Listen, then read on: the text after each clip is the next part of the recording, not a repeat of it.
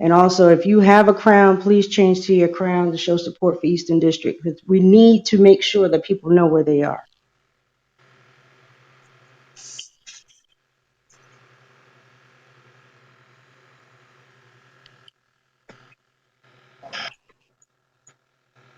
Mother Farmer, how you feeling today? You feeling all right? Yeah, man. We just come back from feeding some of the homeless and Mhm. helping this youth that had a problem. So yeah, I'm feeling all right today here in California. It's sunny and a lot going on the internet, monitoring that social media and so forth and so forth, to where we can get some clarification on some of these statements and things that's being made, and try to see what we can do to give information to bring awareness to this movement that's transpiring across this nation.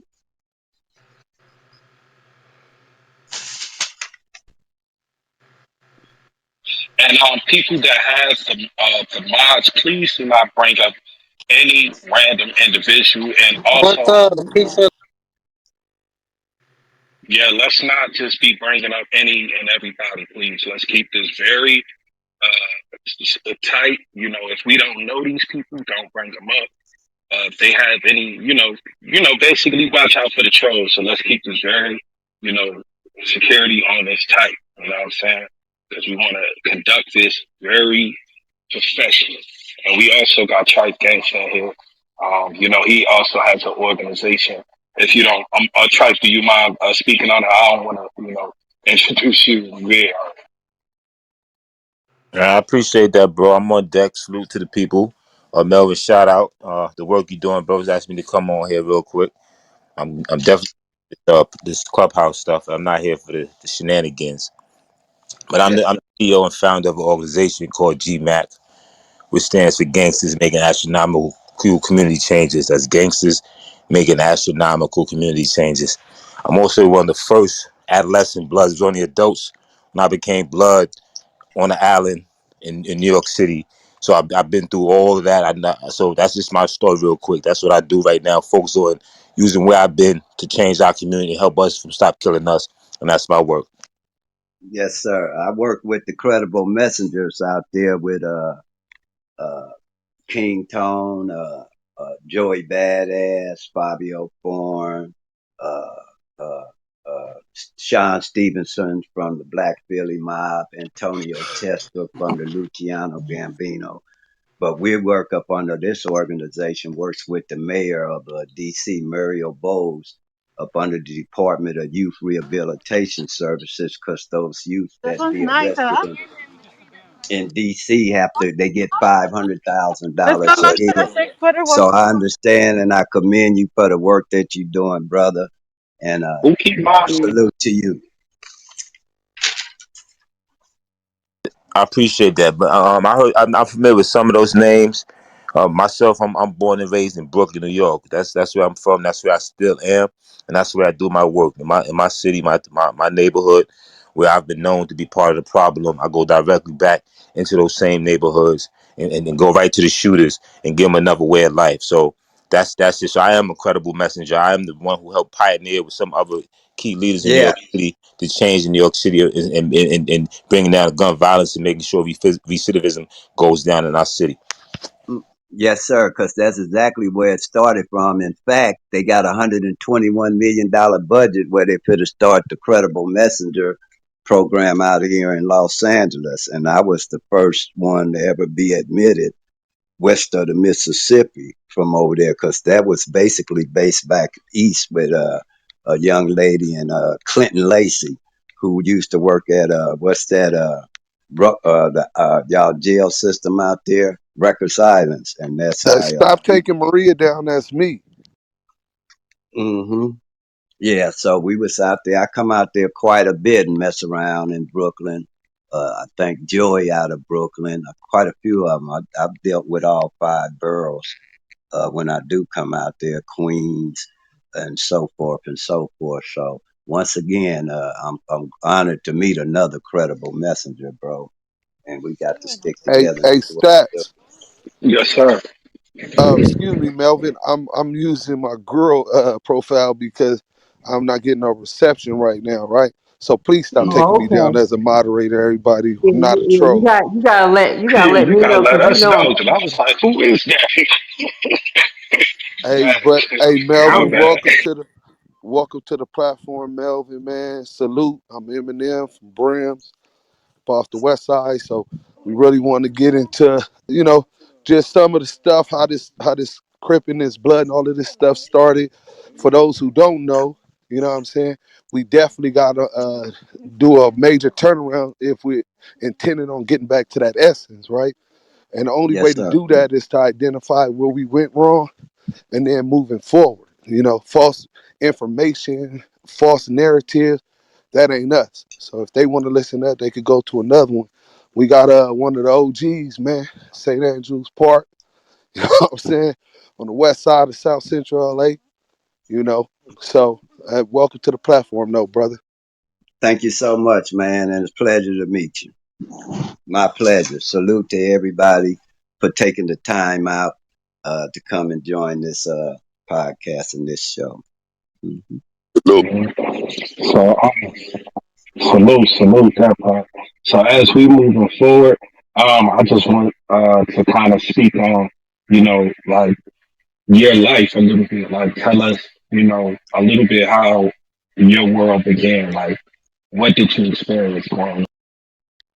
Well, uh, in the eighth grade, I transferred from Bred Hart to Horace Mann, and that's when I moved from off Hoover to the Western on the west side. It was being integrated when I moved over there in '69. Crenshaw High was being built, and it was predominantly still white. And St. Andrews Park was right up the street. I stayed on 83rd and Western. St. Andrews is on Manchester and Western. But I was an athlete all the way from 13, 14, 15, 16, 17, 18. I was the number one ranked guard in the city, but a lot of people don't know that. So when I was starting off playing baseball, football, I played all 3 year round. Tookie, I see Tookie, Donald Archie, Buddha that ended up getting killed, Big Bob, Justin Baycott, all those, rest in peace, Bub, all these guys were later on in '72. The Robert Ballou murder happened that ended up putting the Crips on the map for the first time in history. But in the eighth grade, when I checked in, I met a girl named Bridget in my first class I ever went to there. And as I walked her home, that ended up being Tookie's sister and Lil Wayne. They Callaways, and then Tookie had older sisters named Vicky. So come around 1971, because they didn't have gangs on the west side. They had cliques. John Muir, Henry Clay, Well, what's some of Horace. those clicks or whatever that you talking about, Melvin? Can you name? Well, when Tookie, which is 4 years older than me, I started cripping at 14 in '71 when the West Side started. Tookie and them were 18. But prior to that, Tookie had went to Mount Vernon and had a group called the Outlaws, even before the Crips, where he was running shit. So at Manchester, I mean at St. Andrews, you had the Cafe Boys, those Ricky Henderson, Keith Henderson, Odie Shaw that ended up starting the '60s, and at Henry Clay, you had the Smacks, Barefoot Pookie, Michael Conception, O'Neal Brown, Warlock, Monk, Melvin Hardy. All these guys are who you see on the pictures with Took when you see them back in the day when they were in fact the So, Brookings in so this is '72. '71.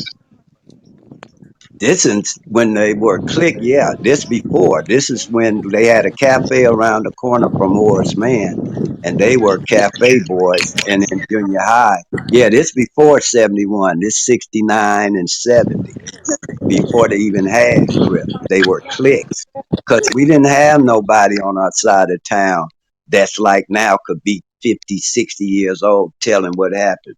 There wasn't a lot of youths running around on that side, gang banging or none of that stuff. They were in the cliques where they liked it to party, wasn't no killing.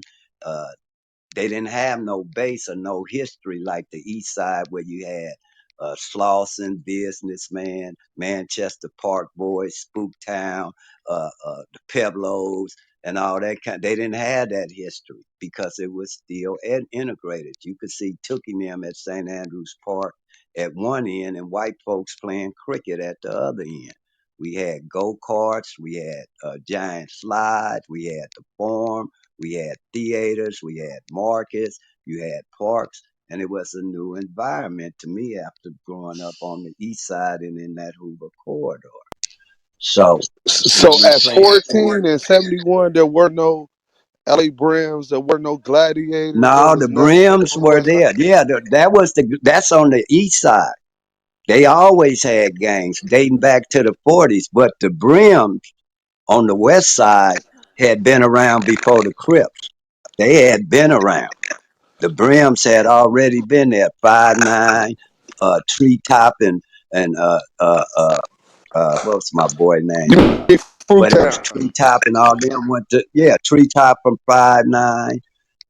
Ford dog that ended up getting Jimmy Celestine, rest in peace. Ford dog, Punkin, Donald Ray from the Band Ass Boys, Gerald McMillan, uh, uh, uh, Big Country, who little brother got killed and the casket turned over in Right. 72, 70.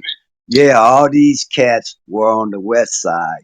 James Miller, Russell Capers, Kenny Robinson, T. Rogers, all these cats were just now starting to sow their oats for the reputations that they end up having later on in life in 71. And that's, in fact, a fight occurred with Raymond Washington and Big Bob, Eric Williams, Ricardo Sims, rest in peace, that was Bub, happened at Sportsman Park in 1971. And after the fight, Raymond asked, who these cats that can fight like that? And Tookie was in fact the Brookins, a boys' home in Bannon, and they had to wait on the weekends to meet Took, and that's when the Crips started crystallizing to the east side, west side, and Compton's Crips. This before any sets, any colors. It wasn't that we were all unified and we moved as one. We go to Compton, Big Ant, Wood Rat, my boy, oh man, what was my boy? Salty, Turtle, all these type of guys, we grew up together growing up in juvenile hall because most of us have three things in common that occurred from 1971 to 75. By the time we started in 71 at 14, when we turned 18, all of us had a minimum of 30 arrests or either had been convicted of murder, or if we still alive today, we all served over 30 years. That's the life we live to where I'm at now. I'm still on parole. I did over 35 years in prison. So that's how we started then on the west side. And then it started growing and growing. And then in the end of 72, when Tookie moved to Compton and they closed the boys' home and he was running the Red House, he got shot. But if, basically, when Tookie moved to Compton, that killed the west side. And that's when Monk started the first set over there was called the United Underground. Then Melvin Hardy started Block. Tony Brock started Watergate. Barefoot Pookie started Payback. Dennis Johnson, Raymond Washington, James Miller, Russell Capers, Kenny Robinson, uh, was over at Harlem's. Then you had Inglewood Crips, which was run by Michael Christian and all them. And at that time, you had Jan Brewer, Peabody, and them were Denver Lanes, but they wasn't Inglewood families back then. They were called the Chain Gang. I stayed on 83rd, and right across the street was where the Chain Gang started. So we only thing separated us from Inglewood was the street, and that's how that started there. And that started this journey and the odyssey to where I'm at the age now where I'm too old to work and too young for social security, messing around in this game. It's a sad story, right? But we want to know how we got there, right? Because Your you said, phone, what? hey, Lamonte, your phone kind of messing up, bro. Yes, sir. But, yeah, so I heard you spoke on at one point in time, y'all were unified. There was unity, and where do you think? the divide came from? Where do you think where did that? Well, when the Hoovers came out on the west side, see the hundred. Everybody think the eight trays and the rolling 60s is the longest battle. That's not true. When the Hoovers broke out, that kind of on the west side uh, brought a little fiction. But usually, when it was something personal, it'd just be a personal beef. Somebody might get killed. It wasn't like, oh man, we going like now. Oh, we gonna ride for the homie. That ain't how that went. When Raymond Washington got killed, I was there the day before with him, and it wasn't this type of talk. It was a mom's the word. But then later on, as it started going, and now we going to prison starting after we 18, we getting longer terms, and a new generation started coming up, and a lot of them didn't know each other. And then when the Big Rick brother murder happened in 1979, and then when they started, that's when everything went sour to where it is now. So starting in about 79 and 80, that was a big year. uh, Raymond Washington got killed. Tookie got arrested for what eventually took his life on the murder convictions. And so 79 is when things really start to get personal to where the sets start really fighting each other. Other than that, it was little sprinkles of conflicts that were resolved one way or the other, but it never was a group thing the way you did this. But starting in 79, the majority of the foundations of the Crips started going to the prison and staying in longer terms, and other ones started coming in, taking over leadership. Because by now we got to fight in prison. That's a whole nother story to what happened to us, where we had been predators, but now we're the prey when we go to prison because everybody been hearing about us. BGF, Mexican Mafia, Aryan Brotherhood, the police, but the majority of the body of the Crips were juveniles that brought the heat. That's why you didn't hear Tookie never went to prison or jail after 1972 because they wouldn't have been able to do what we was doing. 2 years for a murder, carjacking wasn't invented. They call that GTA. Get caught with a gun, they give it back. And that's when they created the juvenile fitness hearing that covers the land now. After they realized, hey, these cats cannot be rehabilitated, so they created a term for us called incorrigible. Ain't nothing we can do to save them. Then Rosie Greer started the first gang intervention program in 1976, 77, where we was getting $50 to come twice a week, 2 hours a day, twice a week, and we get $50. And we had all of them: Puddin', Tam, Bodacious, Little Caesar, Bulldog, Sugar Bear. All you could pick two representatives from each set, but the buses went on strike, and they bought a van, and the first blood that came there, they had been saying, we don't want to give these Crips our addresses to pick him up. And the first one they picked up, they killed him at the van. Then they had a shootout at the program we had, the long table, and that ended that. That was in 76. So that's the little history on that. But starting in 79 is when the divide really went and got real personal and real heavy. They started bringing the heat on the west Do you side. think do you think that the drugs has something to do with a little bit of the conflict as well? Well, I tell you what the drugs did do when it started coming in 77, when they started off ether basing, and cocaine was still $55,000, 55 a key. What it did bring was also automatic weapons, weapons of war, the Uzis and all that. So we had been using uh, 38s, 22. A shotgun was the equivalent of Uzi to us, a sawed-off shotgun. They didn't have that. So I think the drugs also played a role in it, because now you had guys that when we was going to prison and jail, you had to be hardcore violent offenses. When the drug game came in, it started making it where these guys could get in the game and influence people with money. Like you get jumped in 9 days. We couldn't get jumped in. You had to do two things: pull that trigger and fight. That's the only way we could get in. There was no dressing up and acting and imitating where you got more graduation pictures than mug shots. I never took a graduation picture. Never My boy had a Melvin. chance. What's Yes, up, sir. Melvin? It's Hey, Alex. what's going on? That's my boy Melvin right there. Hey, what's going on? Oh man, I just surprised to see you up in the clubhouse, man.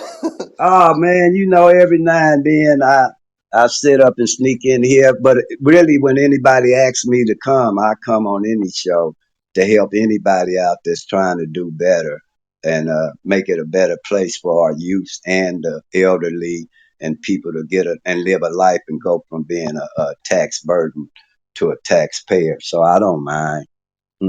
I pop Yeah, up every now and then like Jack in the Box. I think Melvin Farmer is one of the first guys I ever met from that generation. I know dozens and dozens now, but I believe you're the first guy I met, Yes, sir. Okay, yeah. and So I'm the first one to interview you, right, Melvin? Who's the first one to interview you, Melvin? This is who this I got so yeah, much that's going on. what's his This name? Alex Alex? Alonso. Oh yeah. What's up, Alex? Well, Yeah, it depends on when you say the first interview because I've been being interviewed and being on TV since '98 when I was the first one to ever get out from a life sentence that's true. under the California three strikes law. And Remember everybody that? should go get and everyone should go get your book. What is it? Slave Ship. The new slave ship, The new a ship slave that ship. doesn't sail, three strikes you in, is still relevant today. It tell I got it you, on my desk, Melvin. I yes, got that sir. book How your on my. family doing? Oh, everybody's doing good, man. Yeah, you've been out the But way a little while, young man. I'm because of surprised that COVID, we don't. Huh? COVID, man. Ever since COVID, man, things have changed. Yeah, that. Hey, Alex, respectfully, we gotta continue going. Go ahead. Oh, my Go. bad, my bad.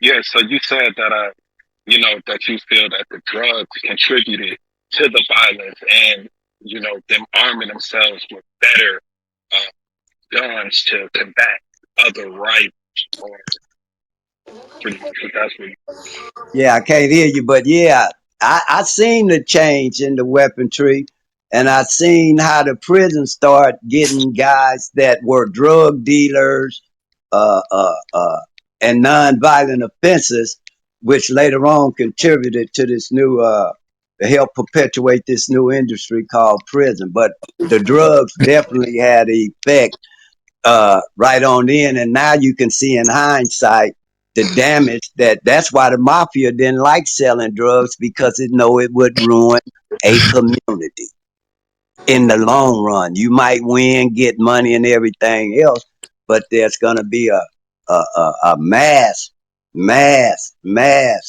disappointment when it's going because it's irreversible. Look at how many people have been mentally ill. And now I'm starting to see a lot of them that with ether basing and all that, as they don't got older, they all dying of heart problems from the use of drugs later on. So the drugs played a heavenly role in there. And in fact, it changed the whole dynamics in the city because of that. And then the rap game come out and the colors and the menace to society that started depicting the behavior that we was doing. We didn't know no better. We didn't have nobody to tell us don't do this. Whereas now, 50 years later, 90% of the guys I'm around that grew up back then are either dead in prison or too old to work. They have nothing to show for it. Nothing to show for this. Nothing to show. And a lot of times they think, oh, we bragging when we talk about our past. I never brag because I'm not proud, not one goddamn bit about what the hell I did. I had to be the biggest goddamn fool in the world. But God didn't close the door on me. I don't had two life sentences, sentenced to life, where man tried to take my life, not including how many times they don't try to assassinate me. But he's been watching over me. But I know them life sentences. I didn't say, oh, homeboy. I was saying, oh, God, just give me one more chance. So it took me 50 years to get where I don't went full circle. to where I realized I want to make my mama proud. And I ask a lot of these cats that don't did 30, 40, 50 years, 50 arrests and this, man, what's the number one thing that hurt you? And we all said it at the same time. I hurt my motherfucking mama. And we didn't listen to them. So I feel bad to look in my mama eyes because my mama had me at 15. We like sister and brothers. And I did that to my mama and dragged her through the dirt. Every time I look, that's what I feel, that I hurt my mama. Tony Stacy, 5-time convicted murderer. When his mama died, he cried like a baby. Jimmy Daniels, Hoover assassin, convicted of 6 murders, cried like a baby. So we don't glorify this. In fact, you very hear our era talk about our era because of the violence associated with our era. You could never do what we did and get away with it. 30, 40, 50 arrests in 4 years, murder getting 2 years. We didn't know no better. We didn't have nobody to tell us this. It was Soul Train, gang banging, and pop locking. That's what was going on in 71, 72, 73, 74, 75. And then a lot of us thought when we was going to jail, it was better than being at home because you're sleeping in 2 beds with 1 bed with 2 persons. Your mother getting beat on at 15. I heard my mama crying. And I'm hearing my mama just holler. And I'm hearing skin hitting skin. And I realize it's my daddy abusing my mama. At 15, I had a 38 pistol. I hid in a little corner of that room and I called him, so help me God. And I said these words: if I ever hear my mama holler like this, and I had that pistol right up under his arms, I will use this. And he never touched my mama again.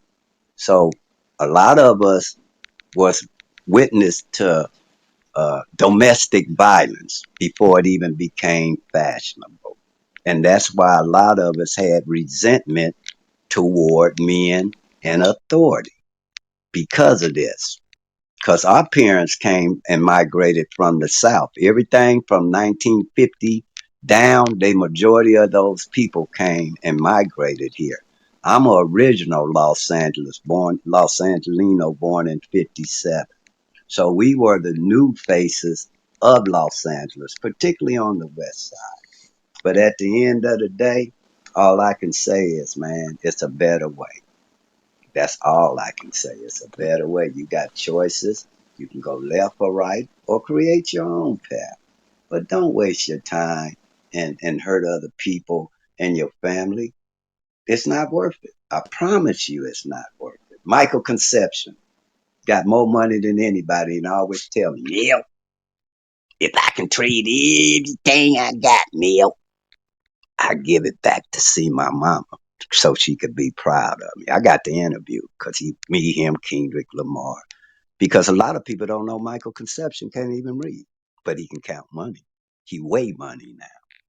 And his mama died of cancer uh, back in about 75, 76, because I was with him before he got paralyzed. I was an original member of Grand Jury Records when the hip hop gang started, and we made All in the Same Gang. But I went to prison for a jewelry store robbery and missed out on the majority of the things that he got going on now. This house with the big house, over 50 rooms in it, his estate. I was there when he planted the first brick to make that. Signed the wall, so he's one of the very few, Big U, Whack, and they come in later on, but he's one of the very few from our era that is successful. Very few, very, very, very few from the 70s at the beginning that have something to show for the shit that we did. Can I ask a That's question? interesting. That's interesting. So I noticed you spoke on certain police brutality. Can you speak on, like, because I always used to hear people from the West Coast saying that the police would do things to ignite wars and things of that nature. Yeah, I can speak on an incident where a body was dumped in a hood and I get a call. Hey man, somebody just dumped a body, and they wrote like fuck whatever set that hood was, and it was from a trace. So they call me and they say, man, did y'all do this? But we don't think that happened because we didn't hear no shots. We don't see no bullets. We just see a dump body. And that's, or was more than likely the police that did that. Then I seen back in the day they had sheriffs that ran the hundreds. That's where the underground, the 111, the 100 days, 100 nights. That's why I used to sow my oats at because I could go up there and fuck off because I didn't know nobody up there. And it's easy to kill a stranger. Easy to kill a stranger. And they used to have a police named Lucci. Lucci he was Italian. He'd carry his gloves in his back pocket. They would come and block off the alleys and fight Tookie and all of them. They'd be in there fighting. Then I remember another time I was walking down the alley on Hoover. Police pull up, put my hands. I was about 15. Put my hands on top of the hood where the hood be hot, and they say, "Nigga, take off running." But I knew if I'd have ran, they'd have shot me in my back. Even at 15, so I dropped to my knees in the dirt and I told them, "If you shoot me, they gonna know I was on my knees because I dug him in the dirt." He kicked me right in my spine and said, "Get the fuck up out of here, nigga." I'm on 83 years parole now from Georgia, where I just got out from 5 years in the chain gang, to where the police pulled me over and played that good old boy over some bullshit. The next thing I know, I done got shot at, beat up, tased, and for no reason with my hands up. These are the type of things that occur when you're dealing with law enforcement. So I do believe that the police go and create situations that adversely affect this community where they probably have done murders and other things and blame it on gangs. Like another murder happened in Inglewood about 2 years ago, and Inglewood and the Van Ness boys got in something, and they ran through a spot where the 8 Trades was. They put us up under surveillance, put me under surveillance, and then tried to assassinate me where they sneaked up on me after rolling their car with the engine off and the lights off and opened my door unannounced. And if it wouldn't have been a girl in the car with me, after she woke up from fainting from being so scared, and she never spoke to me since. Her name is Angela Barrisone, and she can identify. If she wouldn't have been there, they'd have killed me. Where they'd say the phone that I was holding looked like a weapon. So actually, with the FBI are investigating that. So there's a lot of crooked cops, and that go back to Freeway Rick and the Contra Nostras and all that. So it's always been police that live in our community, but they have no vested interest in that community. So they are renegades, like a hoe without a pimp. They do what they want. So I do believe that that is ingrained also, and even more so now because of Black Lives Matter. If you think you're going to talk about these white police when they kill a black, then turn around and call them when some shit happened, they not coming. They not coming. And that is exactly the attitude right now in the city of Los Angeles. It's crazy as hell out here.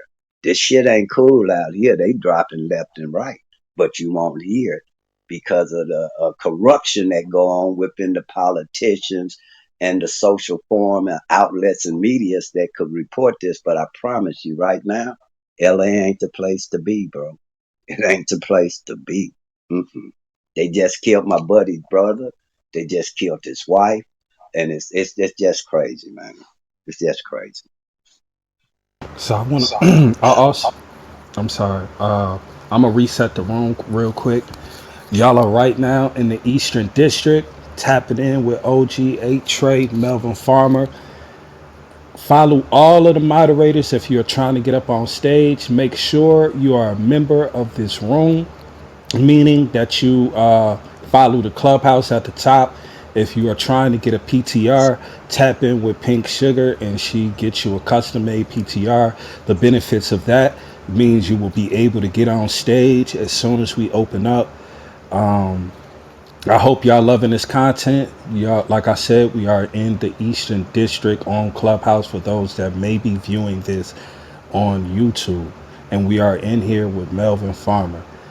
So my next question is, how were you affected when the Rodney King video dropped? Like, where were you at that time, and just what was the energy around that time?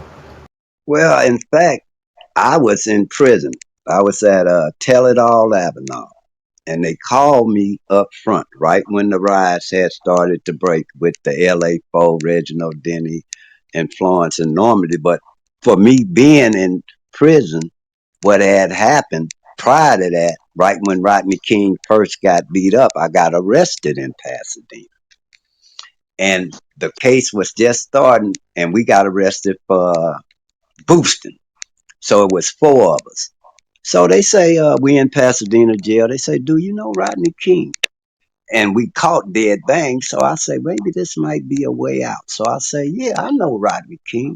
And they say, you know Rodney King? And I didn't know him at all. I say, yeah, I know him. They say, were you in prison with him? I say, yeah. And they say, well, let us talk to you. Was he violent? Was he this? Was he that? And I say, I don't know. And they say, well, we're going to let you go and all y'all going to jail. And so I end up catching a case after that. And sure enough, the police came up there, internal affairs, and tried to get me to testify in the case. But when Rodney King and the riots actually happened, they called me up to the office up front, the captain's office, and I'm thinking I'm just going up there for somebody dead in my family. What other reason could they call me? And they called me to lock me up and place me in the hole right when the riot started. So I end up going to the hole. But as far as the decision and the justice system, justice only means just us with money. And there's no way in hell that what you seen on that video shouldn't have been police brutality and misconduct. But that's how the system is. You'll learn you just a nigga. And it ain't how I say it, it's how I pronounce it. When I say the word nigga, it's how I pronounce it. And so that was a lesson learned. I was very hurt and disappointed by it. And we went and rode hard behind that in the prison once I got out the hole behind it. Uh, so it was just sad all the way around. I talked to his daughter, Laura, his ex-wife. I talked to them quite a bit with their foundation, the King Foundation. So I helped them. And in fact, Rodney King stayed almost by my mother, not too far from her out here in Rialto, where my mom stayed. So I still have personal contact and access to those and the original rioters, because a lot of them was from A. Trey and Hoover. And I got a picture with the ones that was there 20 years ago or 30 years ago, the anniversary, that were the original ones involved. I still talk to the LA4 football and everybody that end up catching the Reginald Denny case that hit him in the head with the brick. And unfortunately, football got out and caught a murder after we supposed to have been going on a show with Viacom where he was going to actually meet Reginald Denny for the first time, but he ended up catching a murder after that.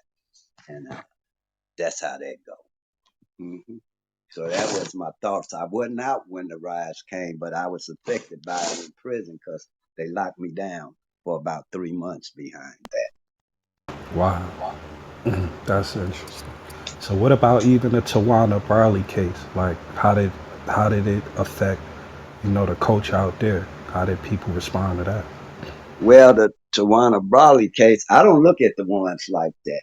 I've been involved in Taisha Miller, uh, Yolanda Manuel, Sharice Iverson, the young lady that was killed in Vegas, Prince Jones, the Howard University student in Washington, D.C., Amadou Diallo in New York, Margaret Laverne Mitchell, the homeless lady shot over the shopping cart. I do civil rights. So Tawana Bradley, I really don't know the whole. That's like Fred Hampton and them. I deal with the ones that don't get the attention of the people like the Tawana Bradleys, George Floyd's. and all them. I try to bring awareness to those whose lives are just as important as those that don't get the notoriety or the justice because of their financial status or they ain't worth it now. I try to bring their cases. So, Tawana Bradley, I don't even look at nothing like that because it doesn't affect me. Like, say, right now, the young man, Young Dolph, got killed. And they asked me what I think of Young Dolph. I don't know no Young Dolph, but I know this young man that wasn't nothing but a homeless person that just got shot 8 times on Florence and Western 2 weeks ago. Those are the ones that I fight for. Who fights for them? And that's what I do. So when it comes to that national level stuff, where they're just pimps of the pulpit trying to bring awareness and this, all Black lives matter to me. All of them lives important. You can't single out no one because we got millions of Tawana Bradleys out here that are unknown. But I want to make their voices and make it a human, where you can humanize this and make it a human interest stories because they got families, they got mothers, they got fathers, they got kids. But who speaks for them? This ain't fashion. This is the real shit here. And we got to keep it real. I fights for them, those that do not have their voices heard because of the media and they silence them. So with Tarana Bradley, it's just like a murder to me. Just a murder. At the end of the day, I don't put titles on the people because if you look at the title, it say made in America. And that's my thoughts on that. I understand. I deal with the ones that don't get their voices heard but lose their life. And then the other people can handle that. So that's my response to that. I understand.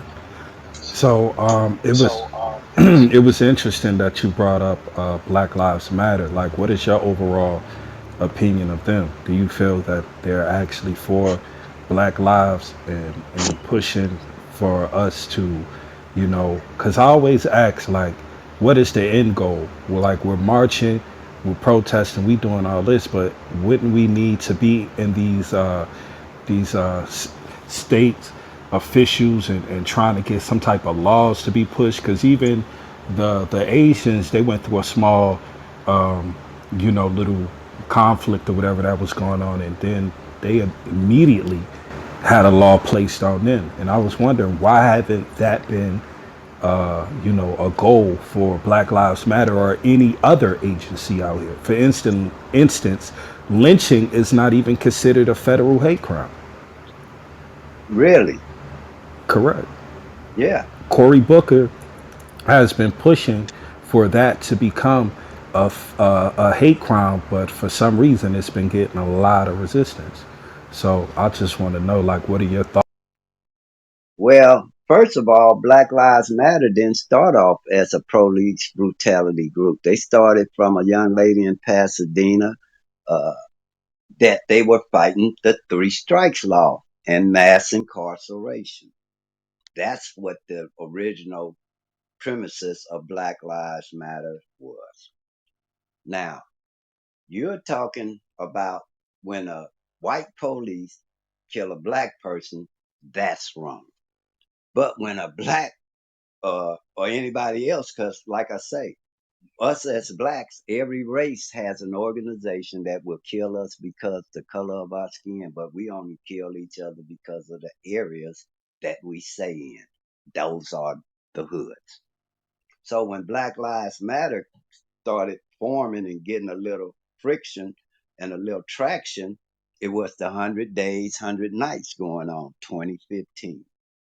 When the Red Shoe murder happened at the car wash, then Straw Dog got killed June the 1st. The Red Shoe murder happened May the 9th, 2015. That KP got killed, then BK got killed, Knockout got killed, Get With It got killed. I started seeing that none of these kids had insurance. So I started having the newspapers and social media and outlets put this in there to where these kids could get buried. Because in Los Angeles, you just can't bury no gang member or nothing at any church because of the security factor involved. And so it's very hard to get a church to host a gang member's funeral. They want to charge you $17,000 to have a funeral. So at the end of the day, this brought awareness to black on black crime, which I felt once again, all lives matter. But at the end of the day, they defunded the police, they made them mad, and now there's no justice to where it's a lawless land here in LA. If you call them about any type of crime, basically, they're not coming till 20, 30 minutes. We had an incident where they shot up a daycare center at St. Andrews Park. This before Marquise Cruz got killed up there in 2011. And the police, there was 7 shots fired from an automatic into a daycare center with nothing but kids.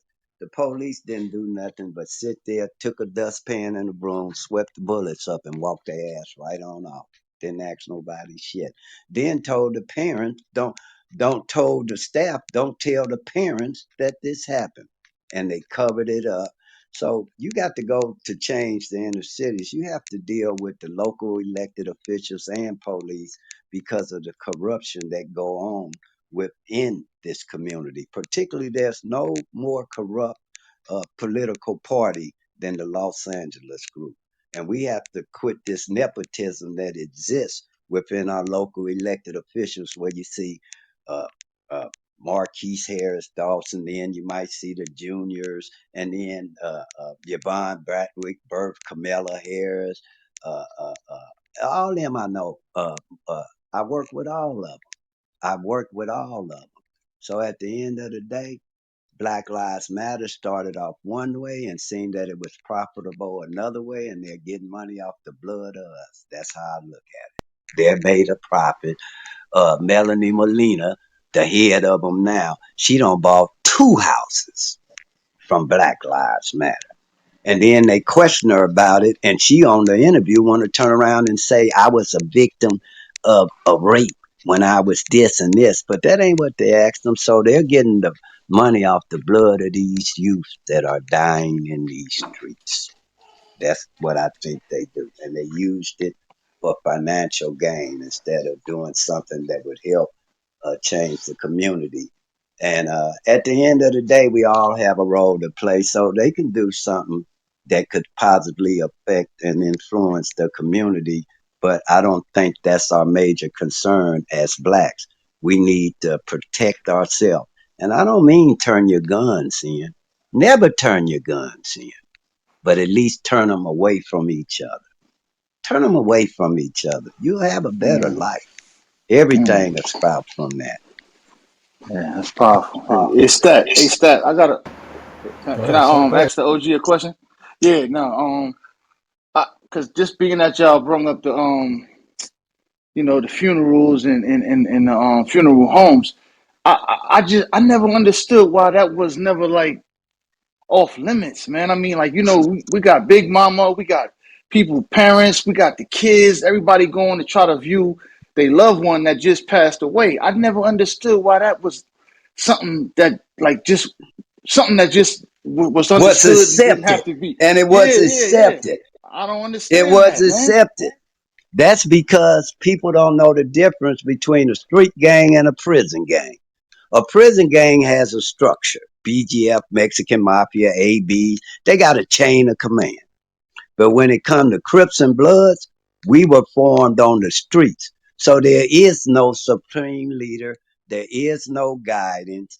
And also, I think drugs play a role in this now. Video games play a role to where you can sit and shoot at motherfuckers running around on TV, and then you want to emulate that shit on the streets.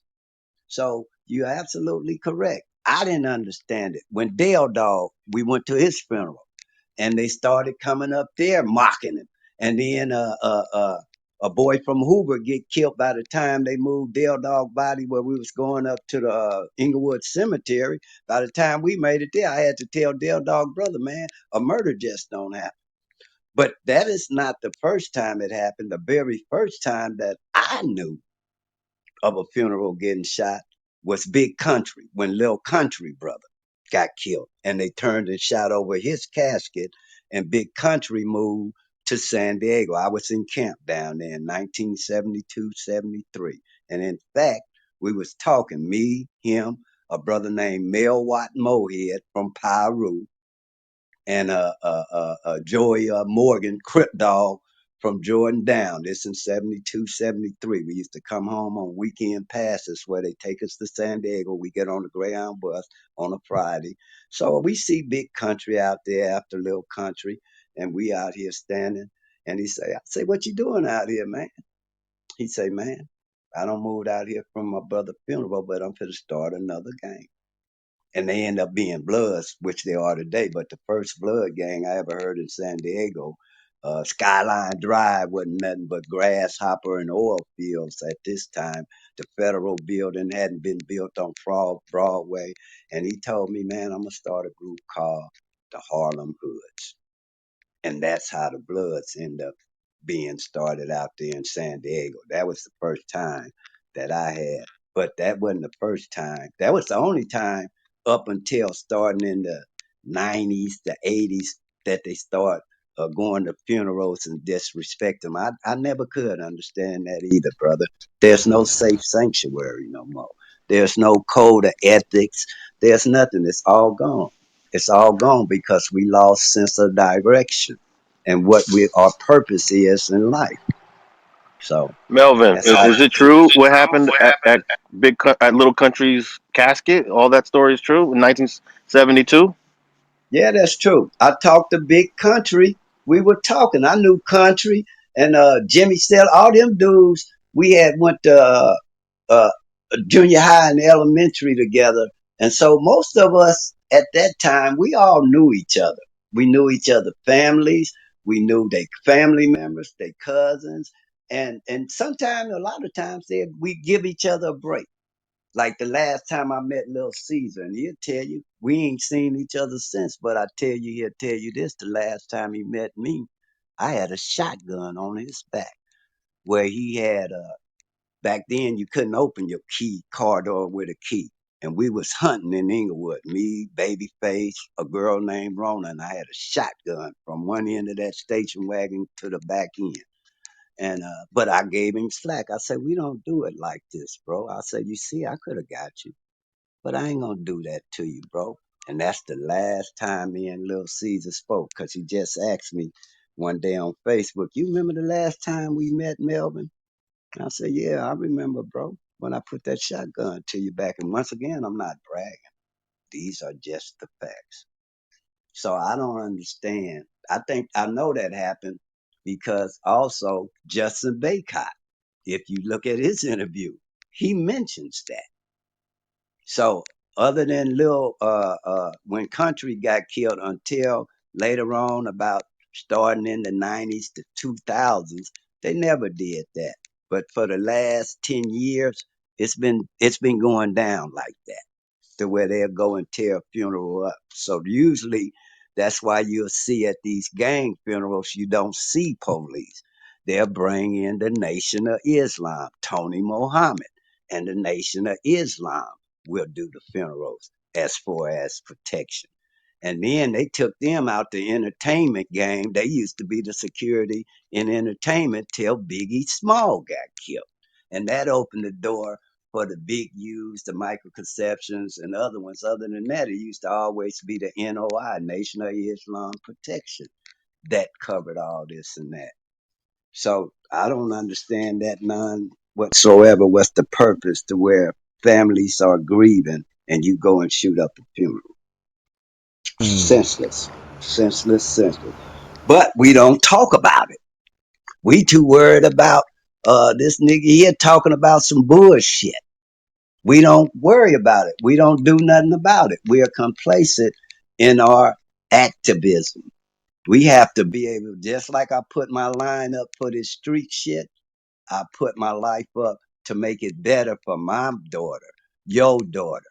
I don't want to see nobody on this show get hurt. I've never been like that. And I've never been arrested for a black on black crime. Never been arrested with nobody from A Train. I've been arrested at least 60 times in my life. I'm a soloist.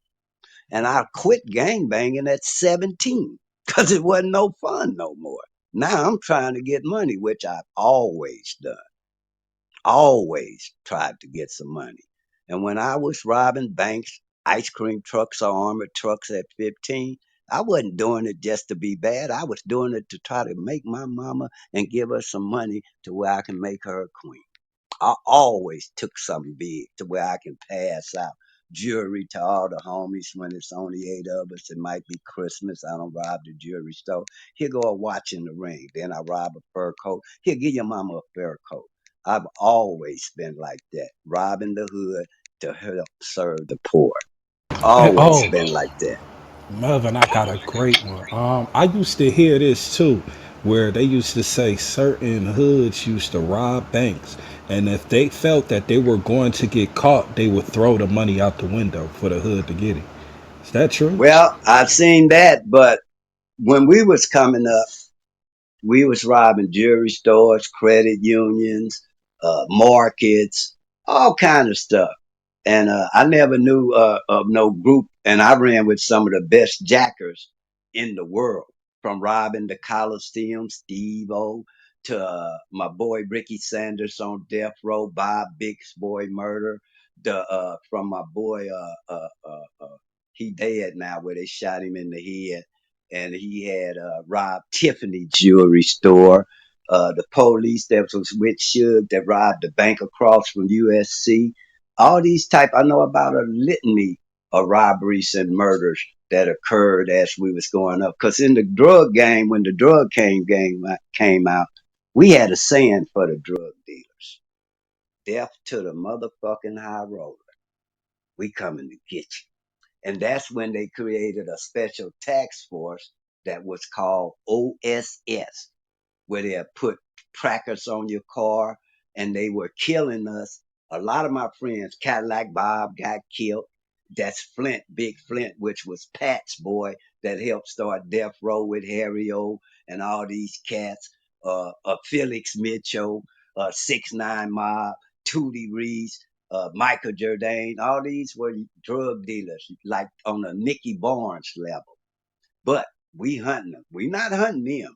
We hunting them Mexicans, because we figure if we ever see any or the whites who are supplying the drugs, that we would know, hey man, this is an enemy. So we never did nothing to blacks because it was too easy for them to mix into the crowd and might say, hey man, that's that boy that robbed us. So we stayed off limits to them, but anybody else in that game, we coming to get you. And we came to get you so hard to where when they knew we was coming to get you, they would sit them drugs on the porch, damn near gift wrap. So back then, I never heard of a group that was running around throwing money. Now, when the East Coast robbed these drug dealers after they thought it was weed in the car and found out it was cocaine and came on Crenshaw and bought every low rider throwing around money, I remember that when that happened, and that was maybe 15 years ago. But other than that, I've never known guys to be doing that, throwing no money around in no community, just giving it away. No, no. Melvin, the 40s actually did that about 10 years ago. It was on video too because the helicopters were chasing them and they were just throwing the money out in the hood off of Vermont and King and Vernon. hmm That was But they about 10 probably years was ago. throwing the money out to try to get rid of it as evidence or something, because they probably was young and said, "Hey, man, let's get rid of the money." Like for Yeah, instance, let me show you the difference. We had robbed a credit union. I ended up getting 10 years for this. We had a sack full of money. We had the gun in there. My crimey Spud, who took, he ended up looking at the case and got 2 or 3 years knocked off. So he got out early from a reversal and ain't been back. And in fact, Tookie say after he got him out on a reversal, my boy say, Spud say, because he had killed, Spud had been up on lockdown for killing a sergeant, the last sergeant that got killed in San Quentin where he got speared on the fifth tier. My crimey was charged with that. And Spud told him, Took, I'm going to look out for you till the day you get out, not die. And Took told him, Spud, all I want you to do for me is get out and don't never come back. And Spud moved to York, Pennsylvania, That was in '84. Spud been out there since. So I never knew nobody that if they were doing that, they probably was just getting rid of the evidence. Whereas when they were chasing us, we had the sack of money. We didn't let nothing go. And Spud raised up and say, at that time it was one car chasing us. He say, man, he raised up, pulled a gun up, and say, man, let me shoot this motherfucker.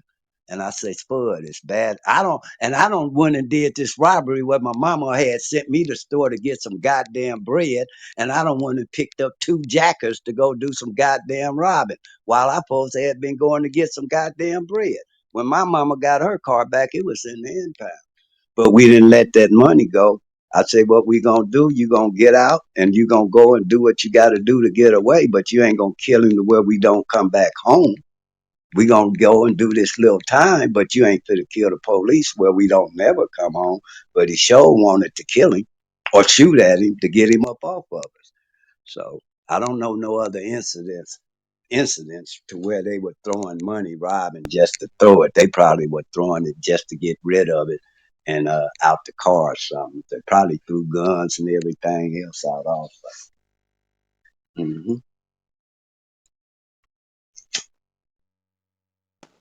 Okay, so let me reset the room. And War, don't be bringing up a lot of people because we're trying to keep this as professional as possible, so that way everybody can, hear, and Melvin is not being interrupted. All the Like, people you gonna say my name. Wow. yeah, because I noticed you You bringing trouble, people War. up. You know, Yeah, gotta watch you. troublesome. Right. Nah, nah, nah. That That's part. 280 is all the trouble. Nah, not really. But I'm hey, not Pink, you want to really, reset? Cause really. you ain't do it. Welcome to Eastern District. If you haven't already joined, please go up to the top and hit the green house. And also, hold on. And also, follow any moderators that are up here with the green bean if you haven't already followed them. Also, here, if a moderator is speaking, please do not interrupt them. Don't speak over them. Wait for them to finish and then continue the conversation. And most know that here at Eastern, we do not ever talk over women. Let us speak, let us finish, and then continue the conversation. Um, Today's topic is Stats 280, tapping in with OG Crip, 8 Tray, Melvin Farmer, and the discussion has been great. Please, it was like stats or someone is asking a question and Mr. Farmer is speaking. Don't interrupt. This isn't a one-on-one conversation. This is actually an interview. That part. So, so now, as up, what I'm gathering, would you? I want to ask you this question, in your perspective, because from when you started being a member and what you see today, what can you say that like? What is your opinion of today's climate of gang banging or being a gang member? Like, what is your opinion of it? Well, you got two sides. You got those that are active killers and those that are inactive. But I can tell you the difference in one sentence that's very important now as opposed to when we started. We were united. Y'all came in divided. So therefore, our language and conversation will never, ever be the same where you could sit somebody in front of me that started gang banging in 86, 90, 2000, because everything you came in on was either blood on blood, crip on crip, or crip on blood and crip on crip at the same time. We didn't have that. We stuck as one. If we all came and left together, we all came back together. If we went down to Boot Hill, the Grandies, where we don't walk, uh, snuck on buses and walked and everything else to get way out in Compton at 14, they embraced us when we went to Boot Hill. the Grandies and all out in Compton. If we go on the side to Avalon Gardens or stuff, everywhere the Crips went or the Bloods, because they had their own camaraderie. And that's the big difference. We came in united. Now all the factions are divided, so that make it rough on us to where we know guys to where they started sets. They didn't join sets. But now because everybody fight, when I'm around my friends where we old men, we got grandkids, but our association, oh, he from here and I'm from here, and we get ostracized for our friendship behind you guys fighting groups that we work together with as one. That's one of the biggest problems of this game when it comes to me. Like when the original guy that played in the bully in Ice Cube movie, and the original character of the bully, Tiny, that he played, Sam, got killed by the police. Where was the outcry about that? He got shot 9 times right next door to Ice Cube mama over there off 111th and Roof Helen, right up in there. Dub C mama stay over there too, because they all up in there. Silky Frying that song with Rome, Michael Conception. And when Sam got killed for holding the phone, nobody said a word. Where was Black Lives Matter then? He got killed by the police. He was unarmed. And that's what I mean about subjectivity in here. So at the end of the day, the most biggest and the difference in then and now is the division. And that's the big difference. We were united. You guys come in divided, attacking each other. But over the course of time, after 50 years, up in that little 1.8 mile area known as Death Alley over there on that west side, it has become to where nobody know each other. They don't know no family members. Half these kids don't have nowhere to stay. It never was a night when we was 14, 15, 16, 17, where somebody mama wouldn't call and say, I got Melvin over here. Or I got Took over here. I got Cutes over here. I got Mouse over here. I got Melvin Hardy over here. Never did we have to worry about where we stand at and all this. So all this is so much different now. And they seem to think that they invented the wheel when in actuality ain't nothing they doing different other than fighting each other. That's the biggest difference now. And it's easy to kill a stranger. And I want to speak on that as well. Like I noticed with the with the gang is that there's no brotherhood with us, and it's going back to what you're saying. It's like nobody has any compassion for each other. It gets, it's sad that we're actually supposed to be united, but a lot of times you'll see, like you say, crip on crip violence, blood on blood violence, and it just seems as if the money is the only thing that quote unquote unite us, instead of us just being from the community. Mm-hmm. And it's real, it confuses me because a lot of times, me myself being a keyway, I tap in with all the moves that got love for me because I show compassion to my fellow brother. And a lot of times, when you're pushing a unity agenda, it seems that it us as people, black people, tend to reinstate the division, the divide. And it's very weird and strange to me that we can't just get over ourselves in order to just unite and push forward a better future, a better tomorrow. Mm-hmm. It's just weird to me. And sometimes I'll be wondering, like, is this like something within our brain that makes us go at each other when we trying to, unite each other? Or is this someone that is not for the community going against the community?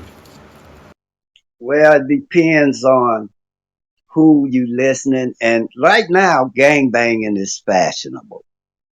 It's been accepted and it's been fashionable and it's been profitable. And that's just how it is.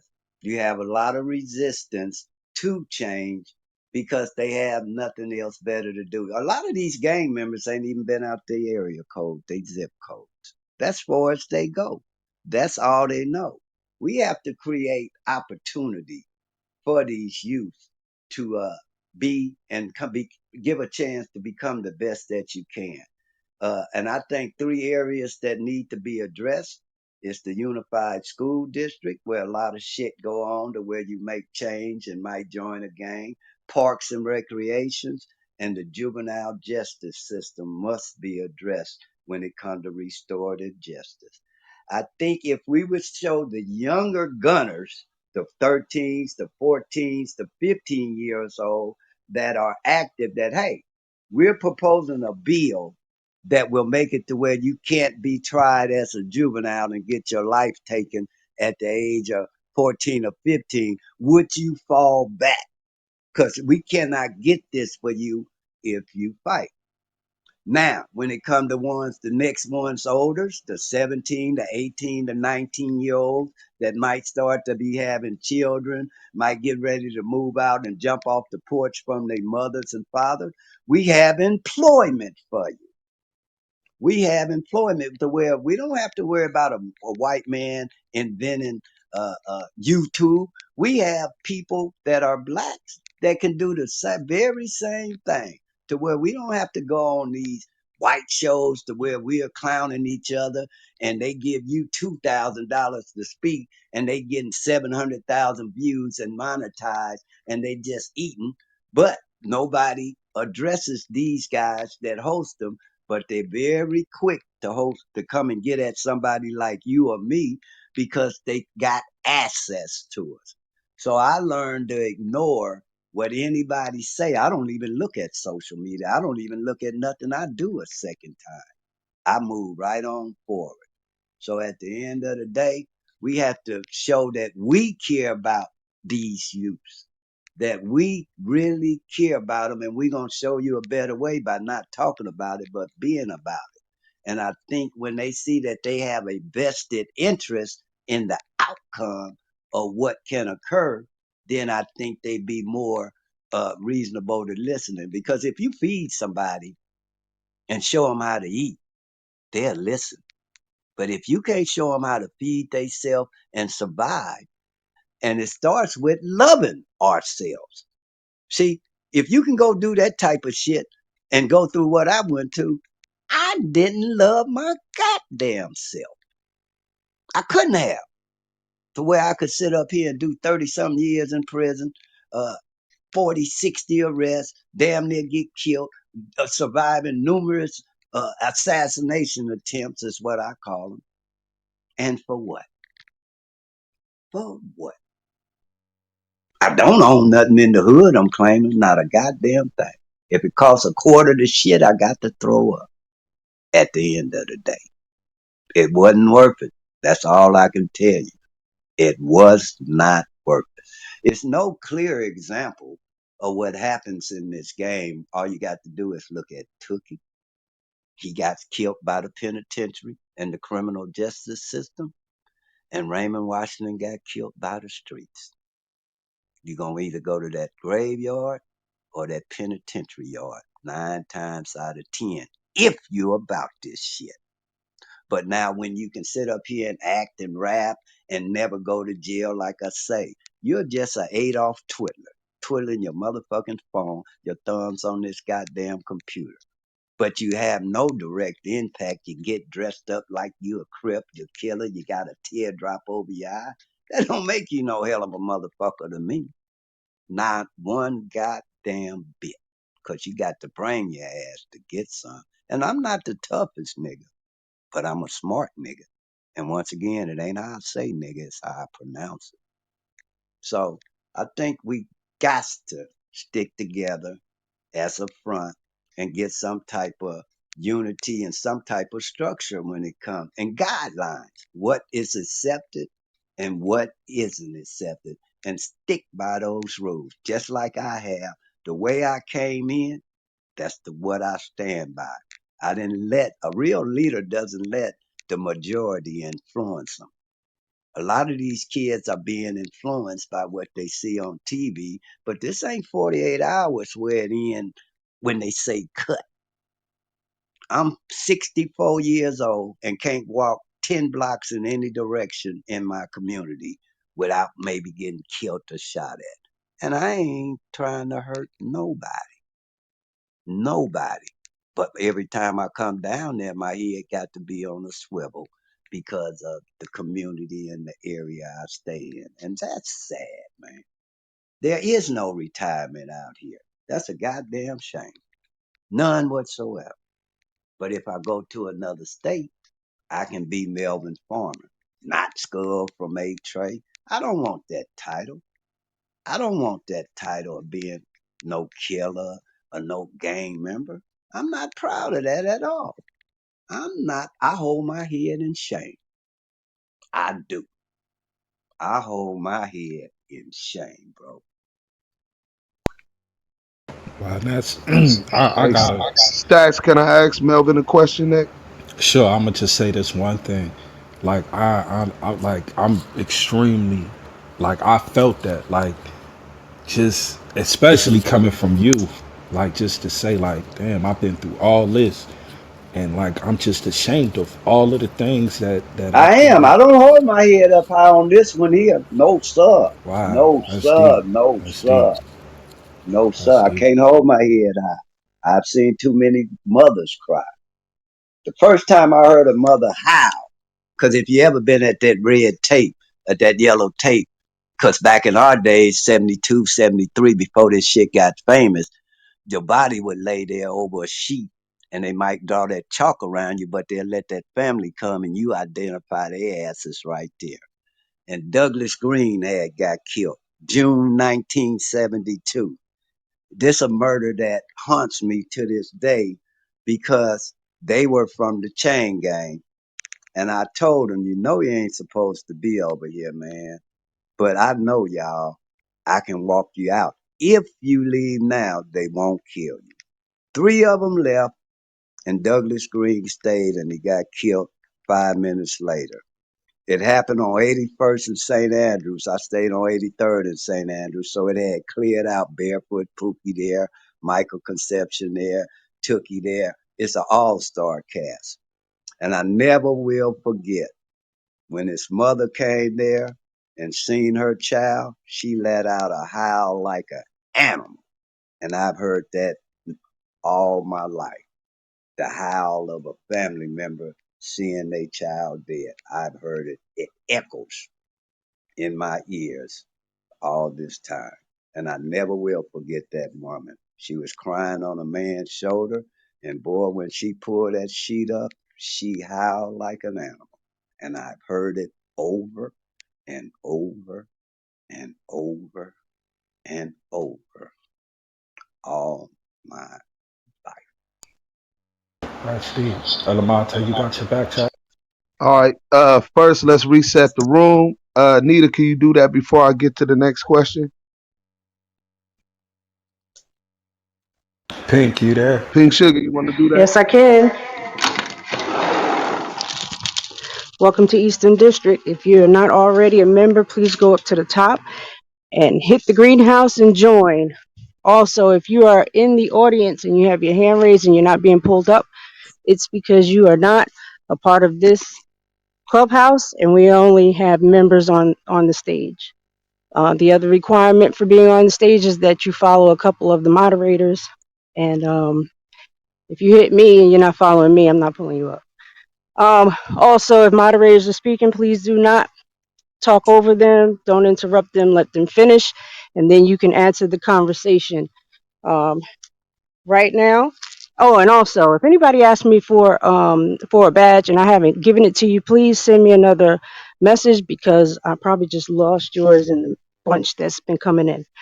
Um, the title is, see, people are hitting me. Stats 280 taps in with OG Crip 8 Trey Melvin Farmer. If Mr. Farmer is speaking, please do not talk over him. Let the interviewers interview him, and at the end, they will give everyone a chance to ask questions. All right. Melvin, man, first I'd like to really thank you, man. That was real heartfelt and vivid. That last incident about the Inglewood chain gang member who was killed. And it really goes to show your humanity and your love for your people. You specifically said that the way that you look, the shit turned out now, what you joined and participated in, that you're not proud of it today. With that being said, a lot of people from not from Los Angeles won't understand that just because you you still going to be associated with that negativity and that divide that you stand totally against. So I totally feel you on that, man. I want to commend you and thank you for painting a picture of those harsh realities, because it seemed like everybody like to put lipstick on it and package it up and push that out to these kids with their narrative or whatever they want to use to continue to manipulate these youngsters, right? And I Yes, think sir. those harsh realities that you spoke of, that a lot of these people never been through, is what do it. Is there anything else you would like to say to some of these youngsters today that think that's just fashionable or something cool to do? Well, if we end in the show, I say this by this. A lot of times I'm asked from psychologists, Switzerland, they all come to study my mind, and they ask, Melvin, what's the number one mistake you think you made in life? And I've never read a page of the Bible, not one page of a Bible. And I always say the only thing stronger than a man's pride is a mother's love. I did not listen to my mother. That's the worst mistake I made in my life, because she has never told me wrong. Never told me wrong. Never. Listen to what Adele say or parents say was my number one regret. I did not obey my mother. I hated that. I hated to a passion. Now my mama say, I'm getting old, Melvin. You've never worked in your life. Get a job so before I die, I can tell my friends my son went to work. She said, now you just got out of Georgia prison. Don't ever break the law again. And like I say, she ain't never said this till like now, to where she really admitted it and she was crying. And I promised my mother I would never break the law again, which I haven't, and that I would be here for her, to where whichever one of us go first, the other one gonna be there. So at the end of the day, swallow your pride, man. People will swallow every pill known to man to stay alive, but they won't swallow that pride. That's all I got to say, bro. Listen to what we have to say. We ain't trying to tell you what to do. We understand that it's still shit go on there, but think about the decisions you make, because it could affect your life. Because I promise you, like the BGF told me when I was 20 years old in Soledad fighting for our life, he said, let me tell you, Melvin, you got too much sense to be in here, but I'm going to tell you this, your ass will wear out before that goddamn fence will. So at the end of the day, think about the choices you make in life, and are they really worth it? Are they really, really worth it? And the damage that you do. A lot of times we think when we go into jail, we're around other niggas that's in jail. We know them and that shit. And it ain't hurt nobody but you. But I promise you, at the end of the day, your mama crying, your daddy crying, your sisters crying.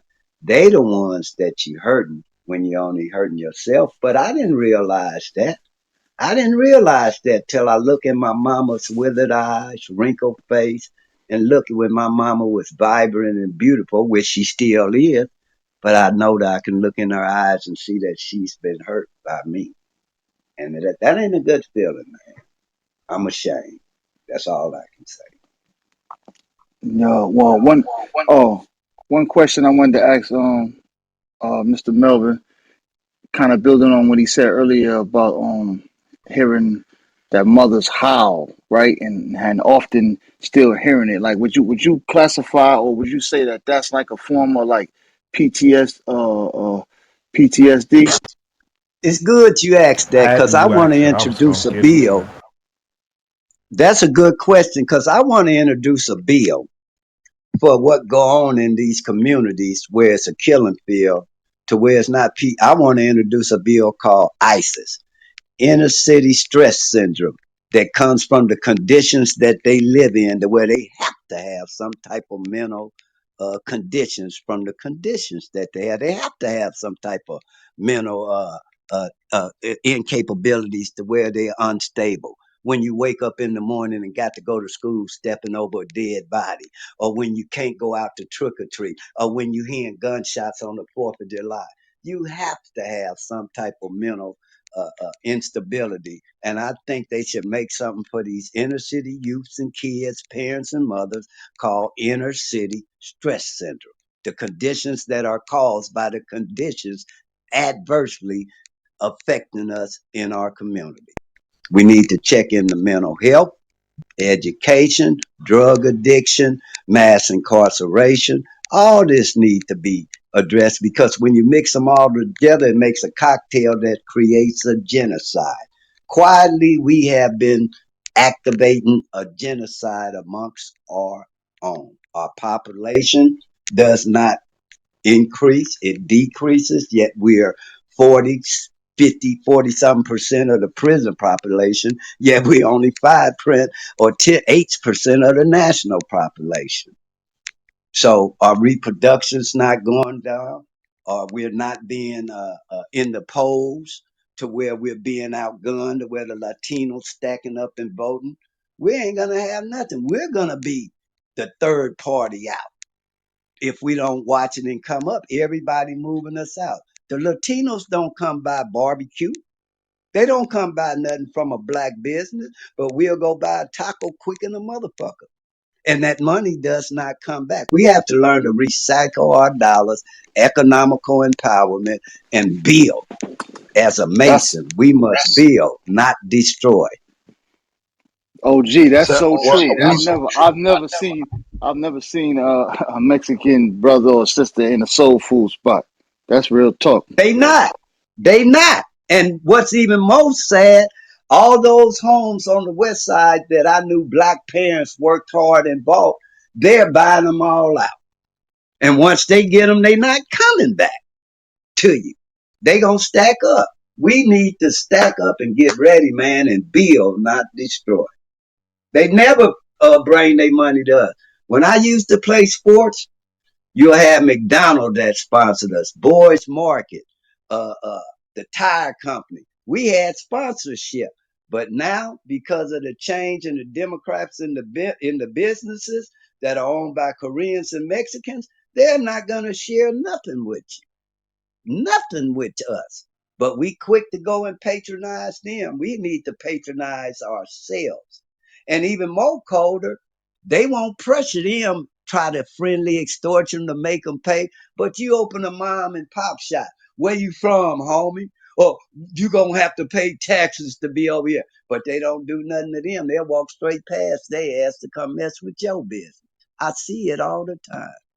These are things that people don't know that occur in these inner cities because they created a maze to where we can't go 10 blocks in any direction. So what does a rat do? If a rat is locked up, they going to eat themselves up. And that's exactly the conditions that we living under. They created it to where y'all go on and fuck other off. But I see when they was looting them stores in Beverly Hills, I see that they around and took extra police and sent them down there to protect purses, but they won't send them to protect the person in our inner city.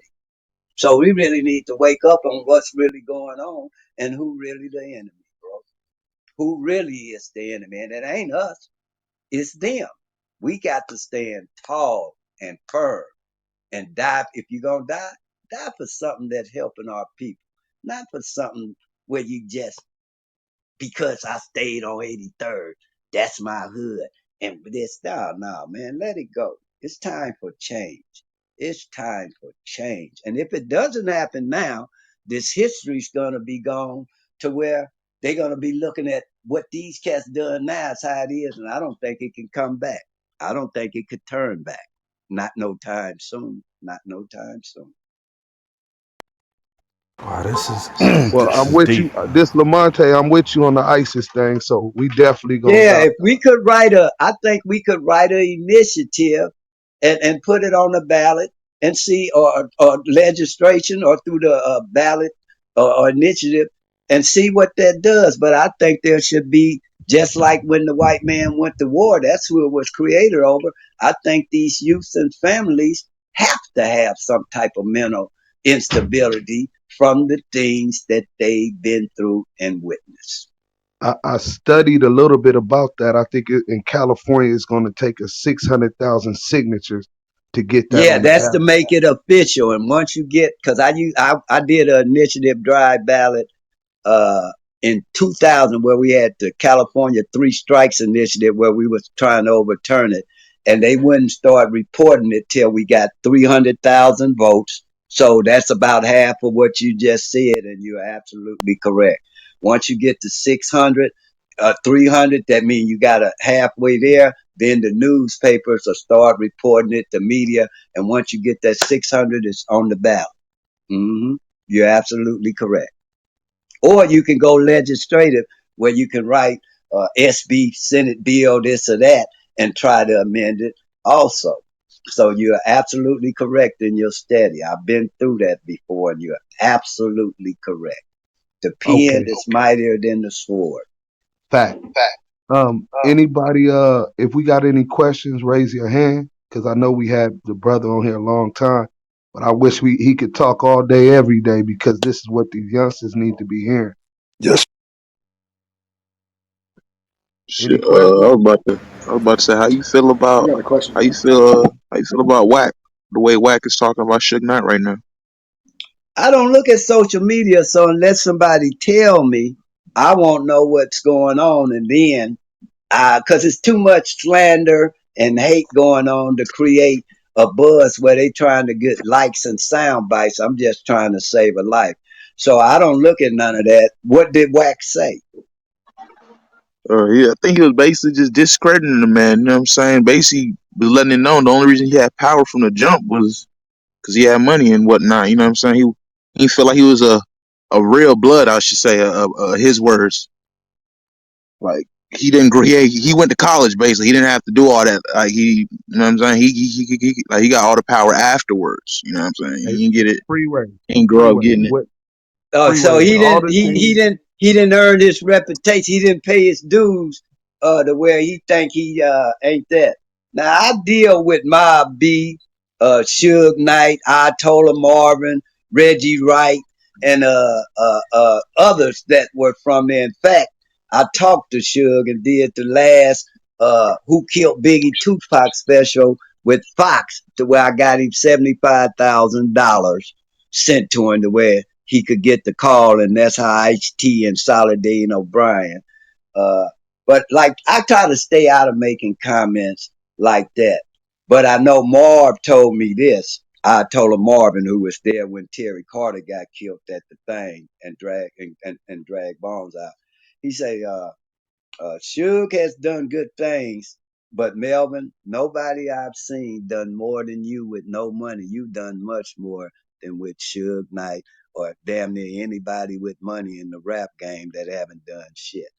But as for when I met Wack, and this is how I met Wack, and I'm gonna just say the character of him when I met him. He was still managing game, and he was at the Savoy Club, and he was in the bathroom counting money about 3 years ago. So I seen him counting money. I didn't know who he was. So I say, young G, I'm gonna step out while you count your money. He didn't know me, and he say, "Oh, G, you seem kind of cool. Stay right here, bro."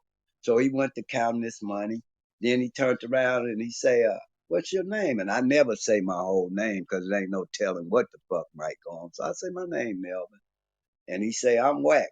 And he say, "Well, do you know Big U?" And I just simply said, "Yeah, I know Big U." Then I say, "But I also know I told Marvin from Pyru." I say, "I'm finna call him right now and let you holler at him." I gave Whack the phone. We in the bathroom. After he got through talking to I told Marvin, he said, "Check this out, OG. I like you. Come with me up the stage." And that's how I met Wack. And that's the experience and what I know about it. He was very respectful. He didn't know me.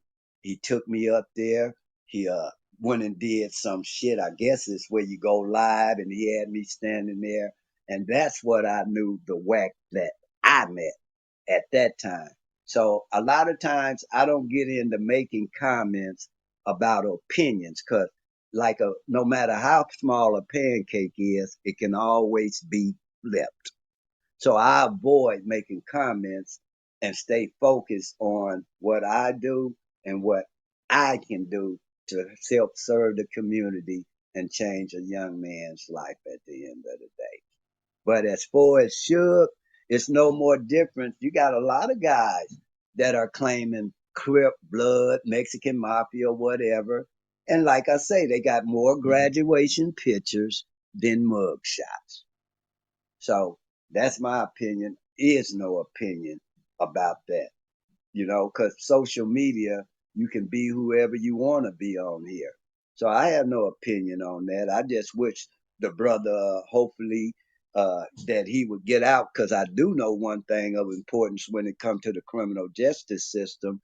They caused this mother to die behind locking him up where he couldn't get no visits from his mother, couldn't get no visits from his attorneys, in isolation every day. He went through hell.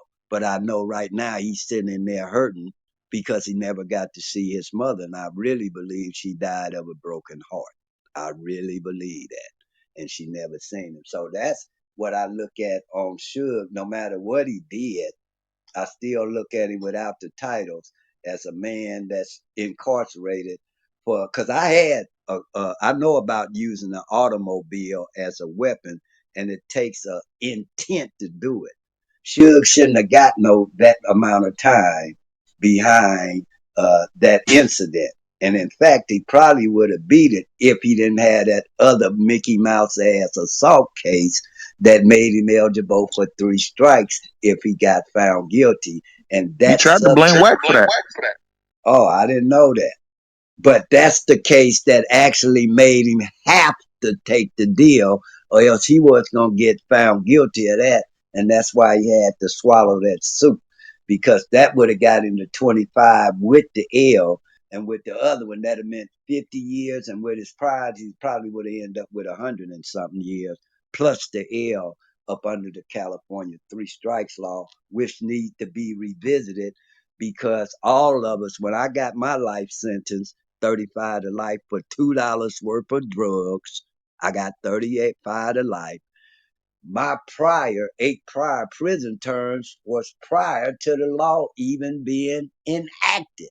So they don't made a law that went backwards, retroactive, for something that I plea bargained for in 74, 75, to where when the 3 strikes law come out March 7th, 1994, I was one of the first to get framed, and I end up with 35 years to life for $2 possession of drugs. So I would look at it like, if I'm gonna talk about Suge, I'm gonna talk about the criminal justice system, not about whether he did this with whack or whack like this. That's between them.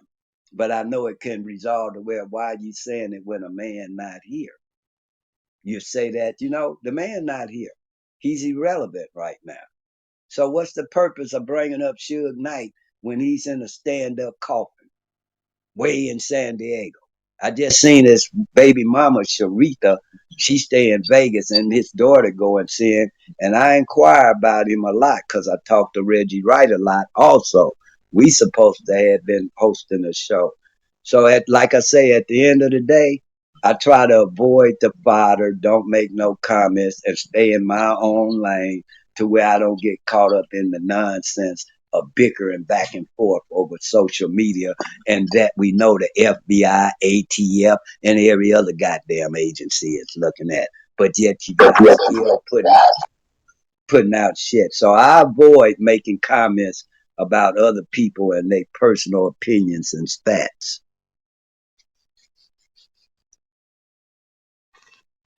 I appreciate that too. Man, listen, y'all are in the Eastern District. This is Stats 280. Tap in with the OG Crip, 8 Trey, Melvin Farmer. This is like it's like a lot of this. It's like I'm just taking it in. A lot of great information, valuable information, and this is like phenomenal to me because it's like, to hear somebody who been through it all and just to say, damn, like the culture that I'm coming from, and just to hear him, speak on the PTSD, the mental health. And these are the things that we should be talking about because a lot of people don't tell the raw reality of this culture, of this gangbang culture. It's a lot of trauma, untreated trauma that goes on and it plagues our community to the point where we don't even love ourselves because we don't understand what love is. I'm a victim of that.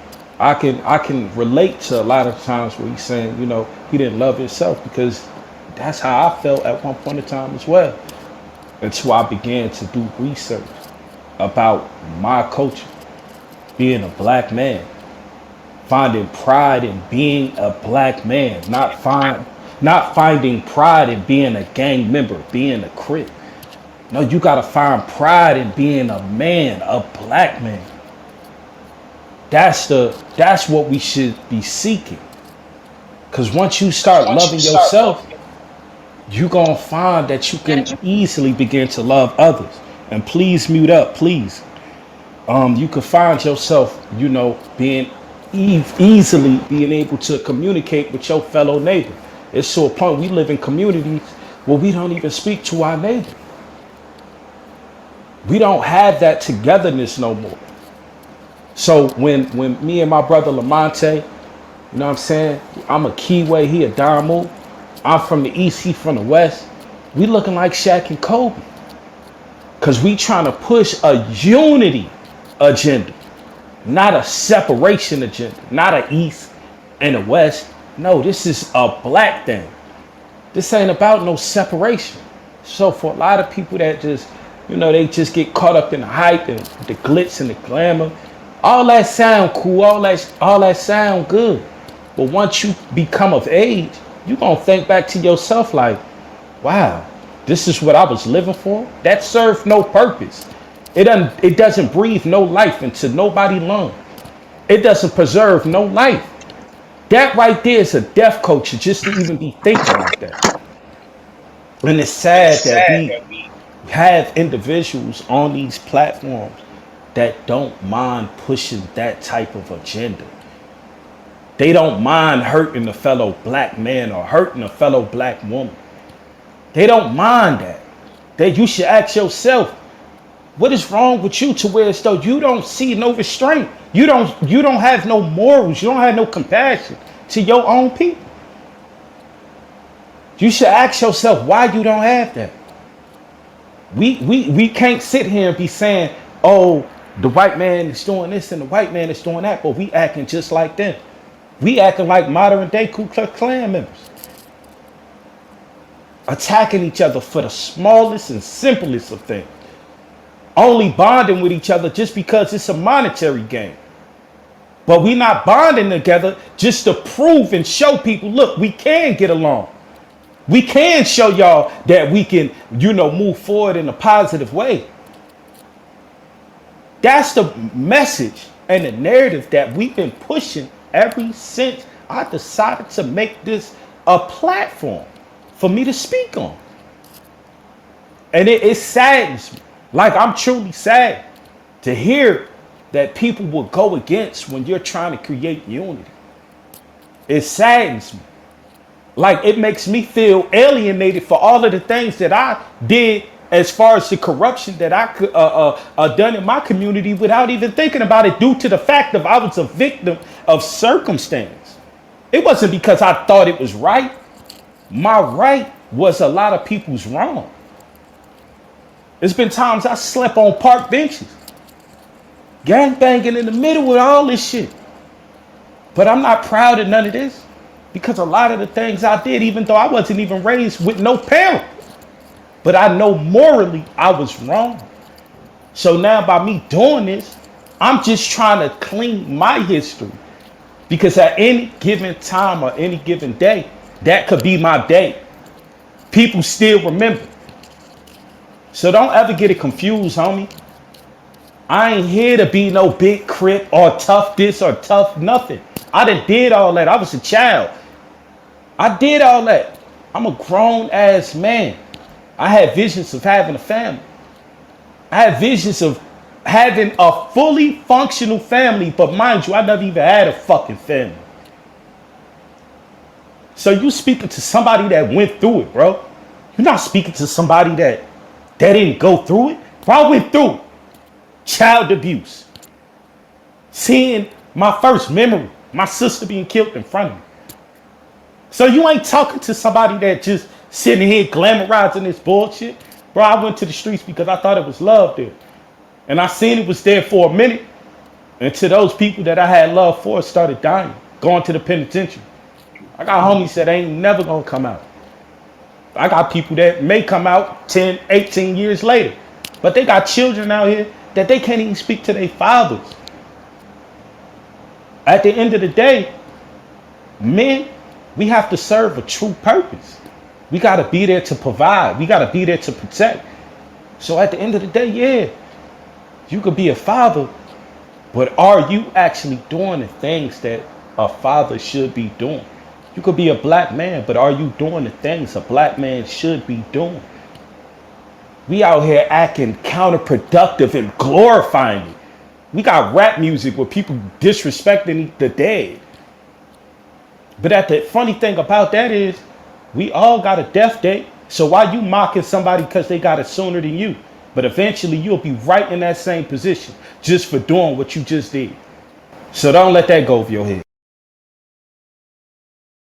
Hey, Stack, following up on that, right? um, it's fucked up, right?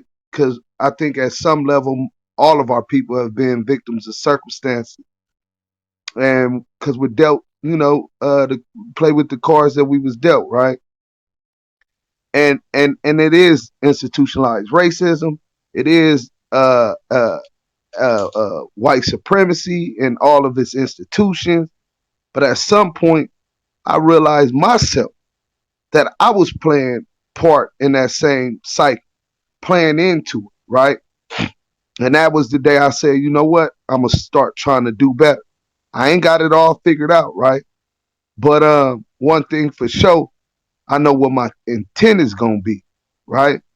Brother Melvin, I love you. You a king. Uh, thanks for not letting your life go to waste and for nothing. All of the shit you contributed to that was detrimental to our communities. You can never make it all the way right, but you damn sure just got the ball moving a little bit fast. You know what I'm saying? So your life didn't go for nothing, and you still here fighting. So I stand beside you in that battle against the system and all the inequalities that that that accompany that. Stats 280. I feel you. I know that you talked about your personal struggle, right? Child abuse, not having your mom nor father, right? Looking for the love, you got it in the game. If we was able to film my life and sum it up, it was the same, bro. So when we talk about divide and people pushing that narrative, I understand why me, you, and Melvin is on here today. Because there's only one language I believe that all people understand. And that's the language of struggle. If you come from that struggle, that type of shit resonates with you, right? You have empathy. You're human when you hear that them yells in that motherfucking cemetery from your friends, mothers and aunties, right? And they looking at you because they knowing you had influence on the lifestyle that your lost your loved ones that you lost, you know what I'm saying, was living. That responsibility, Melvin, that you feel to somebody who wasn't even from your gang, right? Yes. Um, I live with that every day, man. As far as the PTSD, I got a documentary coming out, right, based on my life story, which highlights post traumatic slave syndrome, PTSD, post traumatic stress syndrome, anxiety, and some of the things that I deal with at 43 today from living through the 80s and 90s with this gang subculture, right? I think that you touch bases on every single aspect of our ill, right? And they not just your ills, they are ill, right? A lot of people like to focus on the difference, the East Coast, West Coast, the Crips, the Blood, the Christians, the Muslims, right? Everybody is divided upon all of these things. They use these things as tools to keep us divided so that they can continue to conquer. Like in a penitentiary, right? If motherfuckers always need a bad guy, right? And that's what they call friendly extortion. Hey, yo, we need the kitty so we could, because these fools over here is gonna do this, and that's how they open that up. Some motherfuckers' narrative is to keep that bullshit going because that's how they able to continue to eat. They flourish under the divide. Why would they want to change? Right? We're not focusing on that element. What we gonna focus on is those who have like to focus on the commonalities and build within the communities across the United States and even further than that, right? Everywhere that injustices, racial divide, and inequalities live, nigga, that's what we need to unify with. I'm gonna rest. Powerful. So Melvin, I know we held you up for a long time. I don't know if you have anything you got to get to, but I will understand if you gotta handle your handle. Would you like to, if you have to leave or get to whatever that you may need to attend to? You Well, know, we can go a couple more. We can schedule another one. Cause in fact, I'm fit to film, do a little show with 16 to Life and Chill and Tommy T and Top Tommy in a minute about Oh, two my boy thirty. from Gear Gang. Yeah, Tell, yeah. tell We T fit. I'm fit Top, a hook. tell T Top do Sims says salute, soldier. Yeah, they fit. I'm fit to hook them together because I think they have a lot in common from prison. They about the same age, and I think that'll be a very productive conversation. Yeah, that's our boy. You know, he was with Beacon Radio over in Inglewood when we Right, had. right, right. Yeah, we had the last time I was on there, we had Tretch and Evo took his name confidence from San Quentin on death row, and they had just made the last book that Tookie had a part in before he left called The Architect, and I helped them get their book signing. And in fact, my publisher published that book for 'em. And so I'm trying to hook them up to where they can create. I think that'll be a good dialogue, just like this was today. So I'm always open to coming on this show or bringing other guests if you ask me or y'all want to do it. And I want to thank everybody because this is like therapy to me. It's like therapy to me because I'm an introvert. I sit by myself. I always moved by myself when I did what I did back in my day. I never ran with the crowd per se. I'm coming to you and then we'll go do what we do. But I always marched along because I realized, and maybe that's one of the reasons I went to jail so much. But I didn't realize I was an introvert till a couple years ago. But I've always liked to be by myself. And over all those times I went to jail, I never been to jail with nobody from A Trey in my life. Nobody. Nobody. So I'm just grateful to be able to sit here and share my experience. And once again, it's not to brag. It's just to try to give you a uncut version of what was going on then, there, now, and what's going on now, and see can we come to some type of resolution or conflict resolution other than going to extreme violence. It gotta be a better way. It gotta be a better way. So I salute everybody that tuned in and listened, the comrades, the queens that are in this struggle, because I'm learning from y'all. Y'all teach me things. And I always tell people, listening is learning and history is knowledge. And if you can do that and continue our pace, and I just learned to love myself. And T. Rogers taught me that, my boy, rest in peace. Rest in peace. Yeah, T. Rogers called me. And right before he died, because I used to take T. Rogers food, check on him, pick him up from the hospital, because me and him had been souring oats since we was 14 when I first met him at Dorsey, when the Harlems was coming out. And that's what I mean about we knew each other. And as we got older, our friendships when we were enemies bonded. You couldn't do nothing around me to T. Rogers. But when we first met, it was on. But over the years, because we knew each other, I couldn't go against him from my era against some guys. Now, I couldn't do that because we had a personal relationship. And that goes back to these cats do not have dialogue to where they can even talk to see if you even like each other. You just go and say, I don't like him because he from 9-0. I don't like him because he from 8 track. But that's all you know. You don't know the man or the person behind that.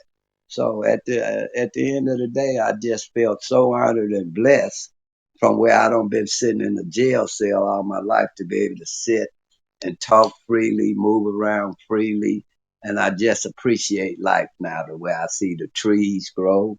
I see the grass turn green. And I just learned to look at life and take it what it is and just enjoy the moment because the only thing good about yesterday is it's over and tomorrow's never promised.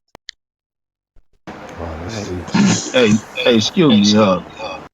Hey, Mel. Yes, sir. This is Bolo right here from out the projects, right? Yes, I sir. left my number in your inbox, right? Yes, sir.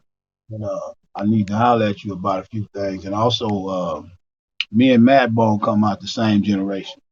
Mm-hmm. And I'm right here with Vamp, young Vamp. Yeah, Vamp.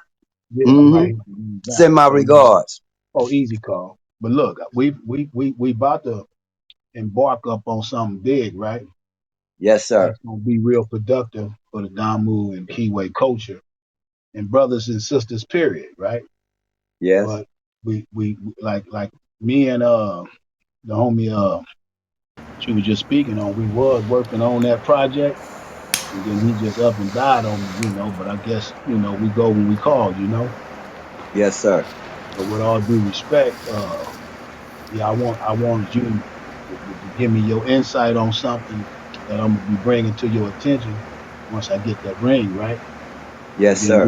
we can take from there on because it's all productive, because what we doing right now is we trying to move away from the counterproductive, like y'all been doing on the set, we doing it in here, Yes, sir. we moving like one mind, one body, one soul, and this way we can all be productive in our development once we set down a new foundation for these brothers and sisters to start stepping in, opposed to the counterproductive stuff that we've been orientated to carry out against each other. We front line though, make no mistake about it, but we doing it in a way where it's beautiful Salute, my brother, to you. all the Salute. time. Yes, sir. And if you need anything up in there, man, feel free to ask. I can send magazines, books that you might not be able to get. We got a publishing company. If you need any literature, send it to me and I'll send it to you free from our bookstore, man. Anything you need from a literature point of view, magazines, I got you. Or whatever you need. Right. No, I appreciate that, loved one, but we what we need is your input because we like one of my homies from the turf that's in a better position to help everybody get organized around one mind, one body and that one soul I was speaking to, having a common denominator or objective that we can achieve to change some of the death that we see so prevalent around us. You see, and he's wanting to bring about a collective body of minds to help facilitate that process without having all that other extra energy attached to us.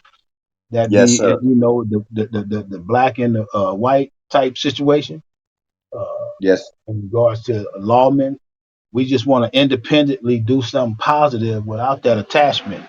And that's what I think you a perfect original. And when I say OG, it just mean original. When I talk about that's my what big I homie, stand for. Yes, sir. yeah, right. When I say OG, it stands for original because that's how I look at my big homie Michael DeRoe and Ray Boyce and all of them. I look at them like they were just original. They the ones set the groundwork for us. But at the same time, this ain't what they wanted.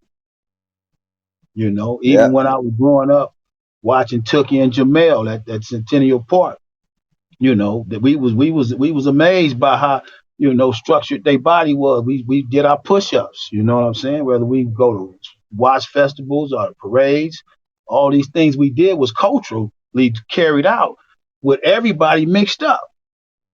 And then for some reason we got separated and compromised and we broke off into stuff that wasn't even productive.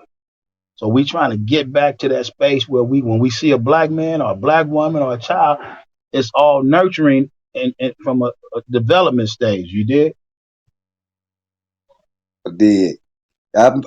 I'm surprised. That was my boy, Ray Boyce. Yeah. Yeah.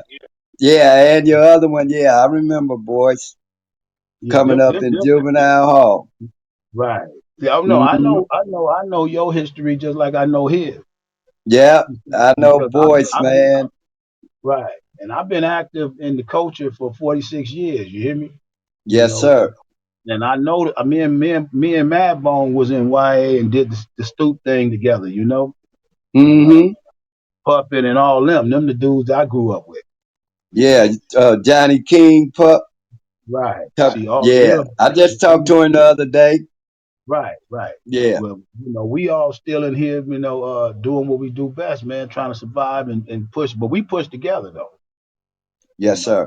We don't even allow nothing to get in the way of that no more. You know, it's like you be like, damn, who is they with them? And who is that? You be shocked. You know what I'm saying? Because we showing that genuine concern for one another's livelihood. But nah, we got a bit when I get at you, you're gonna say, oh yeah, man, that's right on time, because we got real people behind it. You hear me?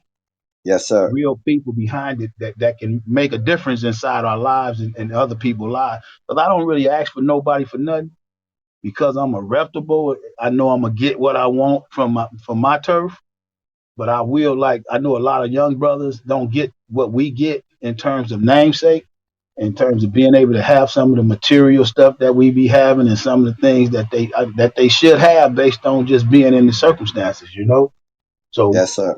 we just making sure the little guy get it too, but we also Yes, making sir. sure they're safe in the streets. Yeah, I just want to say that though, man. It's all love to you, man. I appreciate you. Yeah, and They I told me appreciate you, 3:30. man. Yeah, they told me 3:30. So I was like, I must have missed the whole show. He was talking about, yeah, I appreciate being over. I thought you was like finna exit. I'm like, whoa, they told me 3:30. This thing, Lamonte must have gave me the wrong timeline. Hmm. I But was vice pinging versa you the though, if whole you time, need, OG. oh, okay. Now, but hey, but if you need me for anything, bro, I'm a dial away. You hear me? You know, Yes, sir. and whatever you need me for, like I used to tell the loved one, T. Rogers. I used to interview T. Rogers a lot when I had my radio station. And I used to always tell him, look, man, your spirit is raw. You got a raw spirit, bro. It's calm, it's disciplined, it's peaceful. You know what I'm saying? These are spirits that we need to cultivate amongst all of us. You know what I'm saying? I used to love talking to him because he had that raw and that spirit that was at peace. You know what I mean? So I know when he made his transition, it was a peaceful transition. You did? Yes, sir. Yeah, but I just wanted to say, man, we appreciate the work you've been doing too. Yes, sir. We've been following you out there. We've been seeing what you've been doing. We've been watching your YouTube video. We've been seeing that you've been proactive in terms of trying to save lives.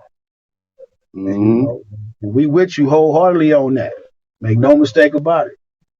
And I thanks for the support, man. And I'm still attacking the three strikes law and criminal justice system through restorative justice. Because my main focus after I got out from that life sentence and all the brothers said, "Don't forget about us," I still haven't forgot those words, and that was in '98 when I wrote the Right. book. So I'm still fighting for them and trying to free you guys and get you where you voices don't get silenced by the wall. So I'm with you all the way. And if you need some of the youngsters that don't have nothing, feel free to get at me and I'll take care of them.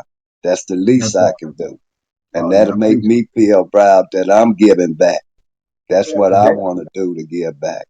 yeah, because that mean the world to them, bro. A And lot I of them didn't know it.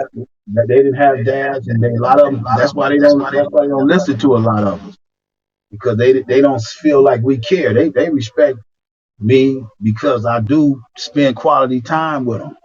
You see what I'm saying? I don't negate their situation. I don't negate that the fact that they don't have a proper education. They just like we were when we started. Yeah. So now that we install spending quality time with them and showing them, hey man, this is a better way to live your life right here.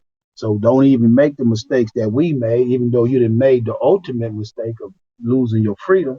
Get back to these things here. Enroll in college, get your GED, be productive with your body, man. Get your body right. You know what I'm saying? Do these things that make you wholesome opposed to the things that kind of productive to your soul.